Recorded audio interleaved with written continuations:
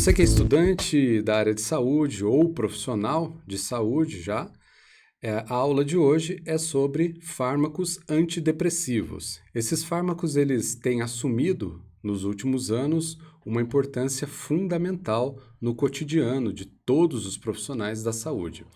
E esse fato ele se deve justamente ao aumento do número de pacientes que vêm apresentando o transtorno da depressão.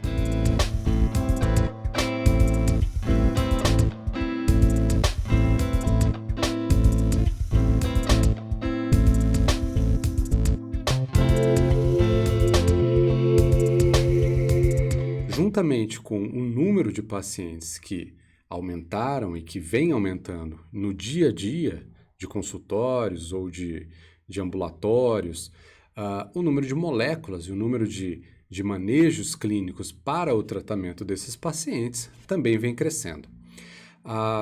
O uso de medicamentos antidepressivos, ele teve início lá na década de 50, né?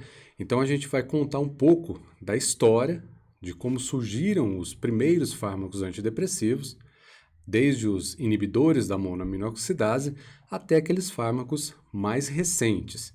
Essa aqui é uma série de 3 aulas e dentro dessa série a gente conta essa história e como que a gente saiu desde os primeiros fármacos até chegar nos fármacos mais modernos que a gente utiliza hoje na prática.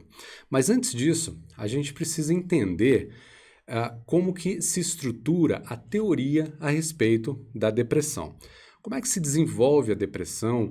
Como é que se baseia o princípio da ação dos fármacos e por que eles foram dirigidos para determinado alvo terapêutico? Todo mundo já ouviu, a grande maioria dos estudantes e profissionais já conhecem aquela teoria que fala a respeito da diminuição de serotonina, de dopamina ou de noradrenalina. Mas o que é que isso tem a ver com a depressão e por que isso é sustentado sempre que a gente fala a respeito de depressão? Embora exista uma corrente que negue, que fale que isso já está obsoleto. O fato que sustenta muito fortemente essa teoria é a ação do próprio medicamento. Depois, com o desenvolvimento da farmacologia moderna, ficou claro que os fármacos antidepressivos, eles atuam justamente no sentido de aumentar esses neurotransmissores que a gente acabou de falar para vocês, principalmente a noradrenalina e também a serotonina. Então, essa é a principal teoria para explicar a depressão, porque é que o paciente acaba ficando deprimido. Existem ali 3 principais neurotransmissores, né, relacionados com o desenvolvimento da depressão. Vamos saber quais são: a serotonina, a noradrenalina e também a dopamina. A baixa desses neurotransmissores, ela vai ser responsável por aquele quadro típico, aquele quadro que a gente conhece do paciente quando ele fica deprimido, né? O paciente fica apático, o paciente sente dores no corpo, o paciente fica calado, né? Fica com dificuldade de se relacionar. Então, todos aqueles sintomas, eles têm uma relação com a diminuição desses neurotransmissores ou dessas aminas. É por isso que é chamado de teoria das monoaminas. Mas não é só isso. Uma investigação maior, ela passou a desenvolver teorias paralelas à teoria das monoaminas. Uma delas foi a teoria do BDNF, né? Que a sigla BDNF é uma sigla em inglês, mas traduzindo para o português é fator neurotrófico cerebral. O que é o fator neurotrófico cerebral? Neuro, de sistema nervoso central, de neurônio, e trófos, de crescimento. Então, esse fator, ele é um fator que sustenta, é um fator que dá nutrição, é um fator que causa neuroplasticidade para os neurônios. Então, à medida que você tem uma diminuição nesse fator neurotrófico, você faz com que aqueles neurônios que são responsáveis pela produção dessas monoaminas, eles acabem tendo uma vida um pouco mais difícil, vamos assim dizer. E dessa forma, o seu funcionamento não fica tão bacana como no funcionamento normal. E isso faz com que o paciente acabe apresentando alguns sintomas. Então, são dois quadros ou duas situações que elas estão relacionadas: a diminuição das monoaminas e a teoria do BDNF, fator neurotrófico cerebral. Mas junto com essas duas teorias, existe ainda uma outra terceira teoria que também é muito importante e a gente merece destacar, que é a teoria do estresse, ou a teoria neurohormonal. Por que neurohormonal? Porque ela relaciona o sistema nervoso central com o sistema hormonal. Daí, obviamente, né, neurohormonal. Mas como é que acontece isso? Né?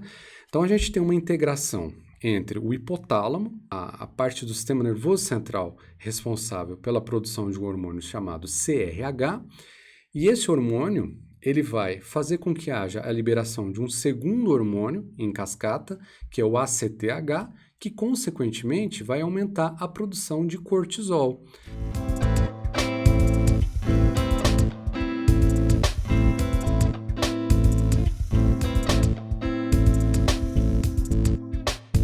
Já ouviu falar que o cortisol está aumentado e é por isso que o paciente está com estresse e é preciso diminuir o cortisol? É justamente por essa cascata. E você sabe exatamente nessa área onde é produzido o CRH, esse hormônio primário dessa cascata, é que está relacionada à área de produção ali dos neurotransmissores. De sorte que, se você controlar os neurotransmissores nessa área, você também consegue fazer com que essa cascata hormonal ela seja controlada e suprimida e você estabilize o paciente. Ou seja, são três teorias: a teoria da monoamina, a teoria do BDNF e a teoria neurohormonal, que elas estão interligadas.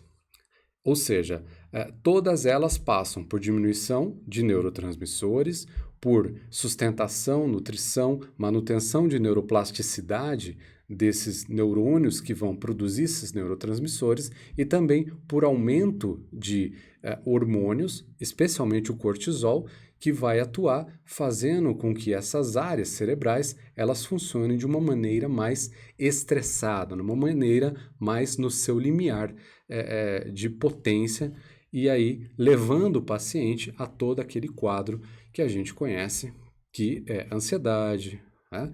Apatia, distúrbios de sono, dores pelo corpo, vontade de ficar no seu canto e tudo mais que acompanham a depressão. Então, dessa forma, com base nesse estudo das características fisiológicas ou fisiopatológicas, uma vez que aquilo está alterado nesse paciente, é que os medicamentos eles podem ser alocados, podem ser dispostos para atuar nesses diversos sítios ou nessas diversas formas de alvo, e a partir daí você obter a melhora desse paciente. E é justamente isso que os medicamentos antidepressivos eles vão fazer. Eles vão estabilizar um ou mais desses neurotransmissores e, a partir dessa estabilização, buscar fazer com que o paciente retome o seu ritmo normal, tanto em relação à busca por atividades, ao nível de sono normal, à diminuição da ansiedade, e aí, a depender da sua resposta, vai se fazendo uma modulação para se trabalhar com um neurotransmissor ou com mais de um neurotransmissor. E é justamente sobre as diferenças que a gente encontra nas diversas moléculas, né, que a gente vai falar nos próximos vídeos. Então, existem várias classes de medicamentos antidepressivos. A gente tem lá os medicamentos tricíclicos, que são aqueles mais antigos, que foram desenvolvidos lá na década de 50. Depois a gente caminhou para os inibidores seletivos da recaptação de serotonina, depois a gente voltou para os inibidores não seletivos da recaptação de serotonina, depois a gente foi para aqueles atípicos que envolviam noradrenalina e dopamina, como por exemplo a bupropiona. Então, houve todo um caminhar a respeito da captação e do trabalho em cima desses neurotransmissores. E é assim que a gente vai andando, circulando e fazendo o manejo clínico desse paciente para obter o melhor resultado. É isso que a gente vai ver no segundo e no terceiro vídeos dessa série sobre fármacos antidepressivos. Do primeiro era isso aqui, as características fisiopatológicas que sustentam, que apoiam o desenvolvimento da depressão no paciente. Vamos revisar? A primeira delas, né? A teoria das monoaminas, há uma baixa de um ou mais desses neurotransmissores, noradrenalina, serotonina e dopamina.